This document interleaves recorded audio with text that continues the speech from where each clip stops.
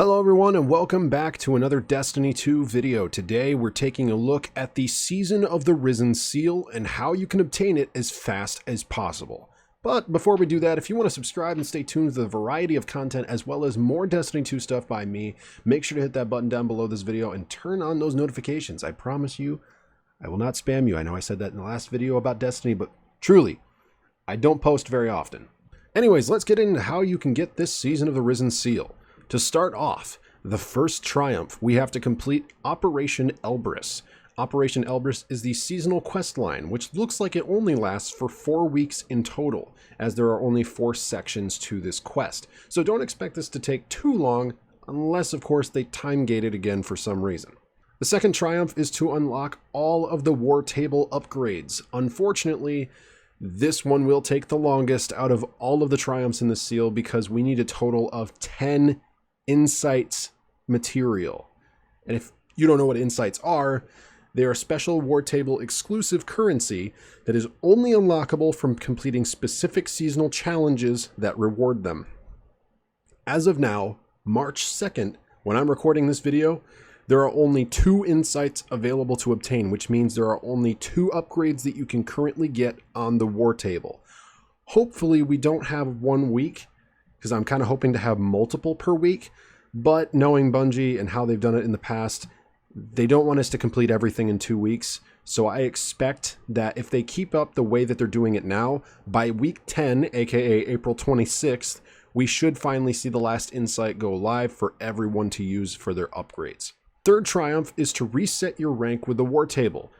This one thankfully doesn't require you to wait a long time to complete, but it does require a lot of time for you to spend in seasonal activities. In order to unlock this triumph, you need to play a lot of PsiOps battlegrounds until you hit legend rank. Then you can reset your rank through the map just like any other rank reset option like Vanguard, Crucible, or Gambit. The fourth triumph is to defeat Aspects of Savathun. While grinding to reset your rank, as long as you take a Synaptic Spear in PsiOps Battlegrounds and hit an Aspect of Savathun at least once, it should count towards your finalized triumph. The total amount of aspects you need to defeat is 100 Aspects of Savathun.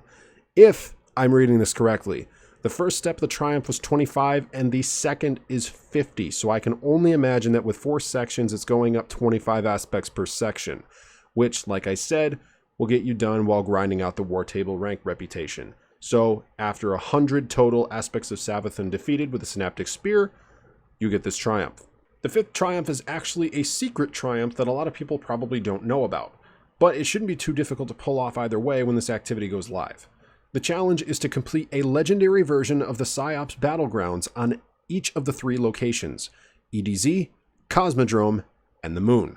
There's only 3 people allowed in a PsiOps Battlegrounds, so chances are if you have a Nightfall fire team all set up, this shouldn't be too bad. But hey, after all, this is a guide video and you are allowed to find fire teams in the comments if need be. I've seen it happen here before, so I'm sure you could find help somewhere. The sixth triumph in this seal is to complete the Acts of Mercy and Quintessence Lorebooks.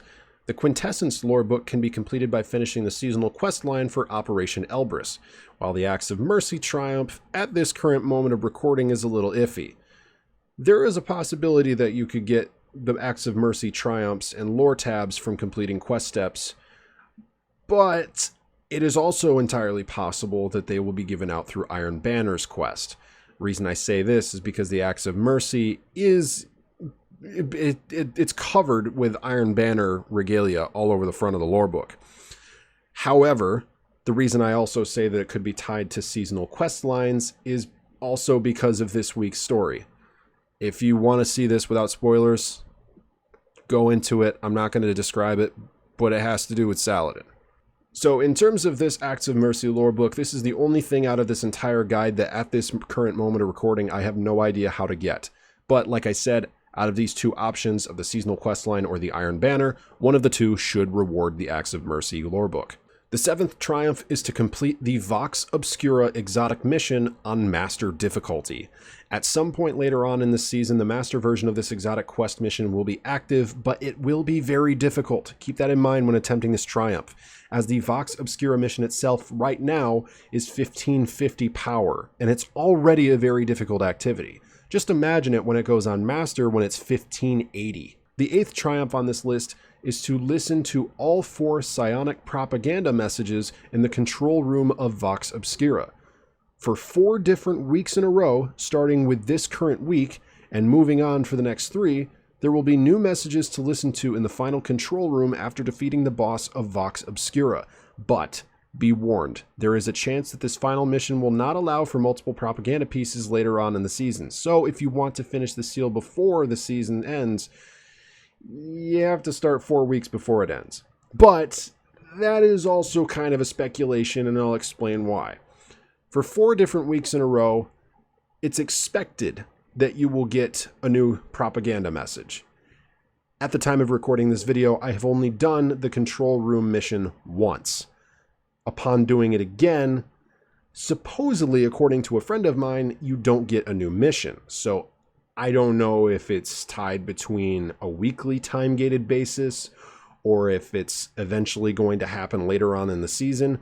But honestly, I would put my bets on it that for 4 different weeks in a row, starting with this week, moving on for the next 3, we will be getting new messages through the psionic propaganda stuff.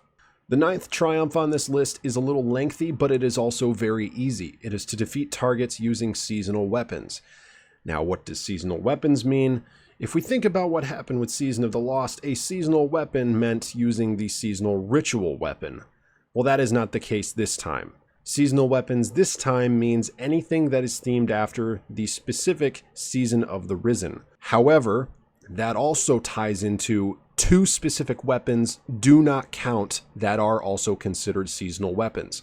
The Reckless Endangerment Shotgun does not count towards this challenge. At least it doesn't according to my friend who already has the Reckless Endangerment. And by my own testing, the Grand Overture Season Pass gun, the exotic, also does not count towards this.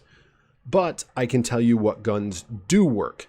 The Sweet Sorrow Auto Rifle, the Peace of Mind Pulse Rifle, the Under Your Skin Bow and Arrow, the Explosive Penalty Grenade Launcher, the Thoughtless Sniper Rifle, and the Recurrent Impact Machine Gun. So if you take one of those specific weapons and use those, you'll have to kill quite a few enemies. I mean, I'm only on stage 3 and I just got past 700 kills. So you're going to have a lot of different kills to get, but it's just with those specific weapons, which honestly, Recurrent Impact is already basically given to you through the quest line. Sweet Sorrow, I've found to be a pretty common drop rate, and it's probably one of the best weapons to use. So I would say if you have Recurrent Impact and Sweet Sorrow, run those 2 and you can definitely get your seasonal target kills done very fast. The last and final triumph is to unlock the seasonal activity ritual weapon, Reckless Endangerment, which similarly to last season, you have to rank up either Vanguard, Gambit, or Crucible to a legend rank in order to obtain the weapon. Thankfully, we don't need an ornament this time around to finish the seal, because it's still the same rank up to legend, reset, then rank up to legend again to get the ornament like it was last season. It's a really annoying process, and I really wish that they would change it, but they probably won't anytime soon. So that is how you get the Season of the Risen seal. I hope you guys enjoyed watching this guide on the seal, and I hope it was helpful. If you have any questions, let me know in the comments below. I will be happy to try and help you to the best of my ability. But again, like I said, some things in this guide at the current moment of trying to record, there's no way to tell. Specifically, the Acts of Mercy lore book and the Vox Psionic propaganda messages. But in terms of that, hope it was helpful. Like I said, if you have any comments, let me know down below. And let me know what kind of videos you want to see on Destiny from now on. If there's anything you think I should make a video on in terms of how the game works, or specifically things that you just don't understand about this current DLC, I'll be happy to help. I'll see you guys in the next one. Peace.